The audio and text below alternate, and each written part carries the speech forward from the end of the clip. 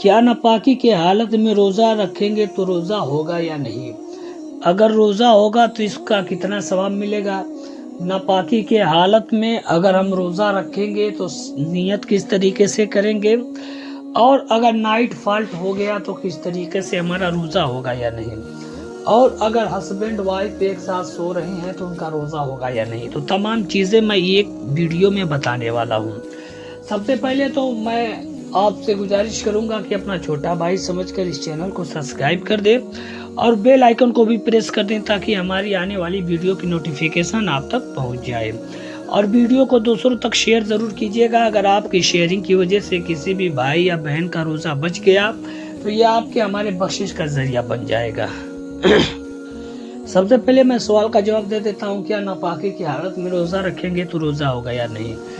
سب سے بڑی بات یہ ہے کہ آپ تو پہلے یہ دیکھیں کہ کچھ لوگوں کی آنکھ اس وقت کھلے، یعنی ابھی سحری کرنے میں 5 منٹ وقت باقی ہو، اگر ہم نہانے جائیں گے تو سحری کا وقت ختم ہو جائے گا، تو سب سے پہلے آپ نیت کر لیں،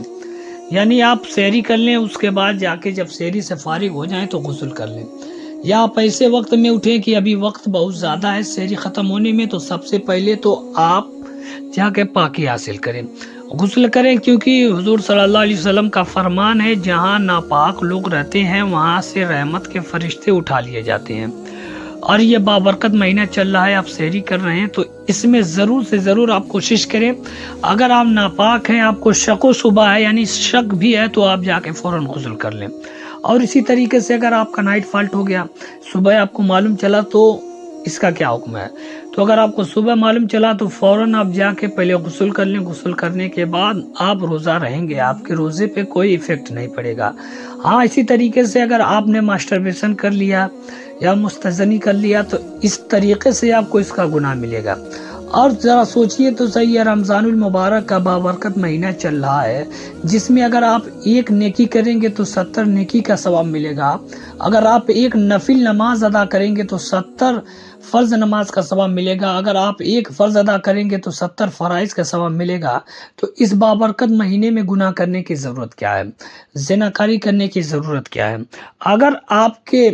اگر آپ سے ہو بھی گئے ہیں تو سب سے پہلے میں آپ سے یہی گزارش کروں گا کہ اللہ تبارک و تعالیٰ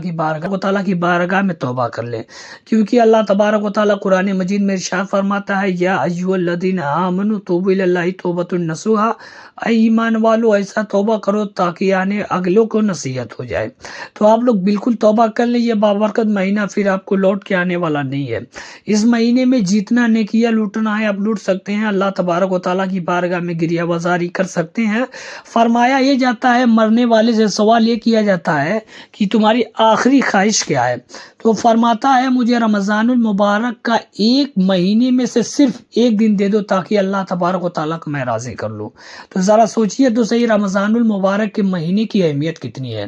یعنی اس کی تمنا یہی رہتی ہے کہ میں رمضان المبارک کے ایک دن پا جاؤں، رمضان المبارک کے مہینے کا، تو میں اللہ تبارک و تعالیٰ کو راضی کر لوں، تاکہ وہ اس کی رضا میں میری رضا ہے، یعنی اللہ تبارک و تعالیٰ اگر راضی ہو گیا تو میری بخشش ہو جائے گی۔ تو آپ اس بابرکت مہینے میں ان تمام چیزوں کو نظر ضرور کریں۔ پاکی کی حالت میں نیت کیسے کریں گے، یا پاکی کی حالت میں نیت کیسے کریں گے؟ عام طور پہ لوگ بے سومی غدر نہیں تو من شر رمضان کہتے ہیں، تو یاد رہے جو نیت ہوتی ہے دل کے پختہ ارادے کو کہتے ہیں،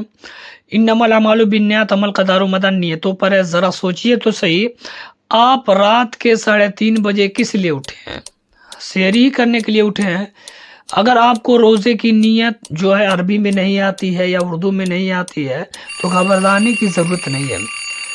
گھبرانے کی ضرورت نہیں ہے، کیونکہ نیت دراصل میں دل کے پختہ ارادے کو کہتے ہیں، انما الاعمال بالنیات، عمل کا دار و مدار نیتوں پر ہے۔